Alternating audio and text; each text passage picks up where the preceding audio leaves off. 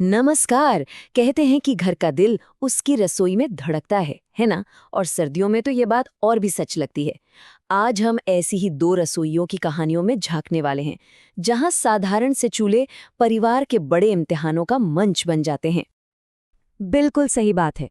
रसोई तो कभी रुकती ही नहीं। ये वो जगह है जो परिवार को एक साथ लाती है, लेकिन कभी-कभी अनजाने में ही ये तनाव की वजह भी बन जाती है। चलिए देखते हैं कैसे। सर्दियों की रसोई नाम सुनते ही गर्मा गर्म खाने और परिवार के साथ की याद आती है, लेकिन सोचिए जब यही रसोई ठंडी और मुश्किलों भरी हो तो ये आराम की जगह से पारिवारिक कलह का अखाड़ा भी बन सकती है। हम यहाँ दो बिल्कुल अलग अलग परिवारों की कहानियों को समझेंगे। एक कहानी है खुले टकराव की और दूसरी है एक ऐसी भूल की जिसे कोई देख ही नहीं पा रहा था। दोनों हमें कुछ न कुछ जरूर सिखाती हैं। तो चलिए पहली कहानी से शुरू करते हैं।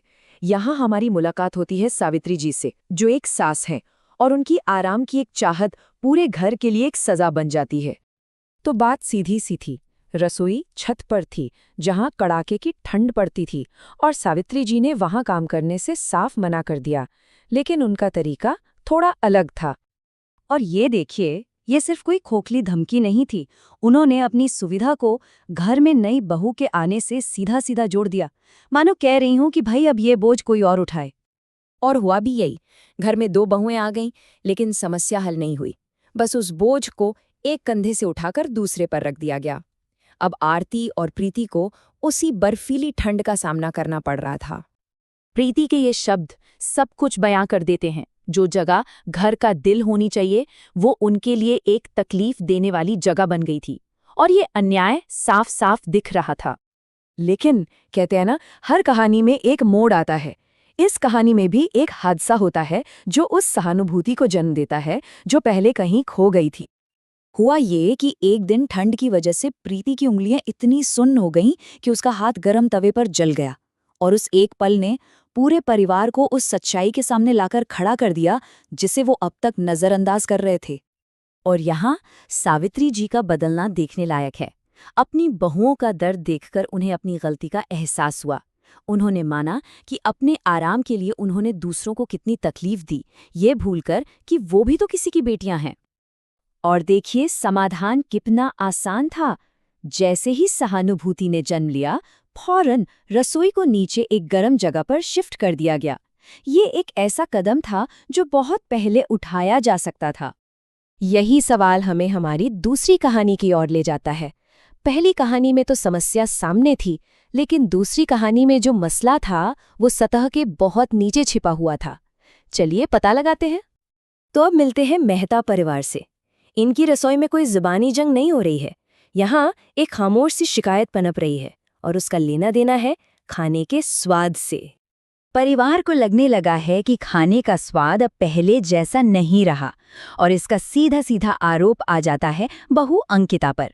सब यही सोचते हैं कि शायद वो अब मन से खाना नहीं बना रही है। ये शिकायत अब घर में आम हो चुकी थी।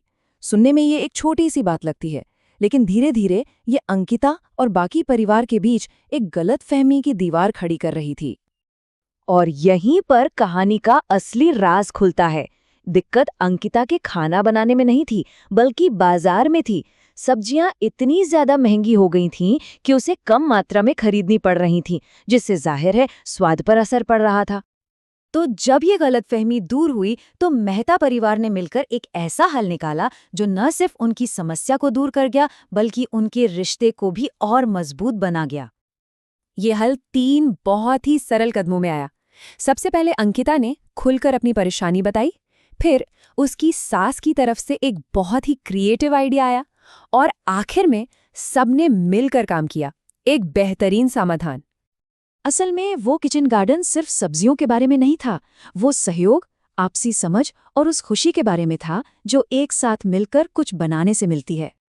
तो हमने 2 अलग-अलग रसोइयों की 2 अलग-अलग कहानियां देखी। एक में स्वार्थ था तो दूसरे में गलतफहमी, लेकिन दोनों ही हमें एक बहुत जरूरी सबक सिखाती है। अगर इन दोनों कहानियों के निचोड़ को देखें तो ये बहुत दिलचस्प है। पहली रसोई में समस्या अंदरूनी थी। एक इंसान की इच्छा का टकराव था जिसे सहानुभूति ने ठीक किया।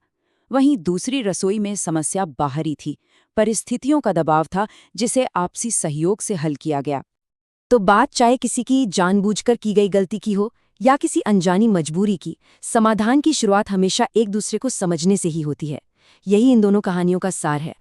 और आखिर में ये सवाल सोचने पर मजबूर करता है। हर रसोई में रोज कुछ ना कुछ पकता है, पर उसके साथ साथ कुछ कहानियां भी तो बनती हैं, कभी खुशी की, कभी संघर्ष की और कभी